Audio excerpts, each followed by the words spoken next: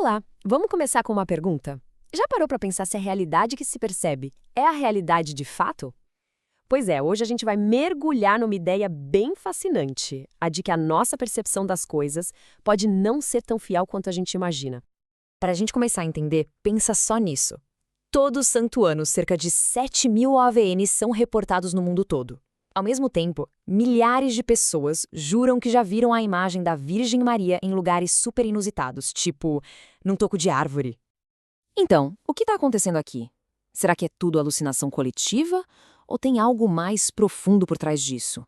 A resposta, olha, talvez esteja no jeito como o nosso cérebro funciona, na forma como ele interpreta o mundo e cria uma realidade que nem sempre bate com os fatos. Para entender isso, a gente precisa imaginar que o cérebro não é uma câmera, sabe? Que só grava o que está acontecendo de forma passiva. Pensa nele mais como um diretor de cinema, que edita, corta e monta a realidade para criar uma história que faça sentido. Quer ver um exemplo prático? Imagina uma cena. Uma pessoa está andando numa floresta bem escura. De repente, ela vê uma forma estranha, uma sombra se mexendo. Na hora, o coração dispara, o corpo todo fica tenso. O instinto grita, perigo! Mas será que é mesmo um predador ali? Nessa fração de segundo, o cérebro age como se fosse um detetive com muita pressa. Ele pega as pistas que tem, a escuridão, o barulho do vento, talvez a lembrança daquele filme de terror, e preenche as lacunas, chegando a uma conclusão bem rápida para garantir a sobrevivência. Só que aí, quando a pessoa chega mais perto, a luz revela a verdade. O tal monstro era só um saco de folhas. Isso mostra perfeitamente como o nosso cérebro funciona.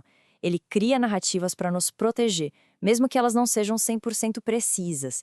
Ele prefere errar por excesso de cautela, sabe? E é justamente essa capacidade de não só ler o mundo, mas, mais importante, de questionar essa primeira leitura, que o livro Mentes Manipuladas chama de inteligência perceptiva. E o melhor de tudo, é uma habilidade que qualquer um pode desenvolver. Então vamos lá. O que é essa tal de inteligência perceptiva, ou IP?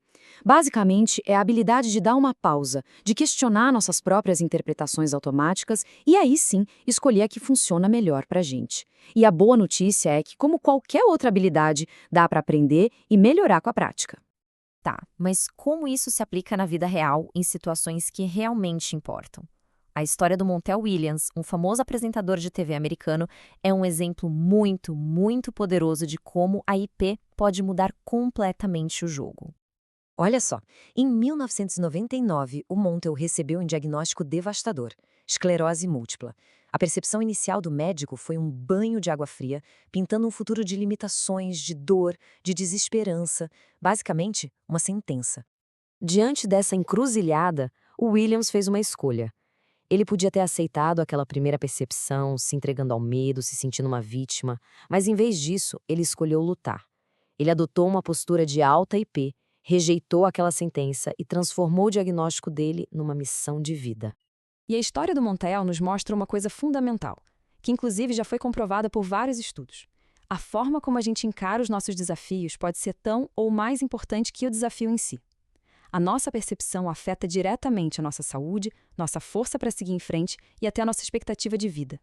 Então, quando a gente entende esse mecanismo, a gente ganha o poder de reescrever a nossa própria história. Em vez de sermos só espectadores passivos da vida, a gente pode se tornar os autores. E como se começa a editar essa realidade? O processo é bem simples. Primeiro, pause e preste atenção na sua reação automática. Segundo, questione essa primeira interpretação. Será que é a única forma de ver a situação? E terceiro, escolha ativamente uma nova perspectiva. Por exemplo, em vez de ver um erro no trabalho como um fracasso, que tal enxergar como uma oportunidade de aprendizado?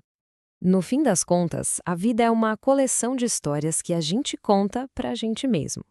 A questão é, a história que se está vivendo hoje é a que se quer continuar contando amanhã? A grande lição aqui é que, com a inteligência perceptiva, a gente tem o poder de pegar a caneta e reescrever o próximo capítulo. A pergunta que fica no ar, então, é: que história cada um vai escolher contar a partir de agora?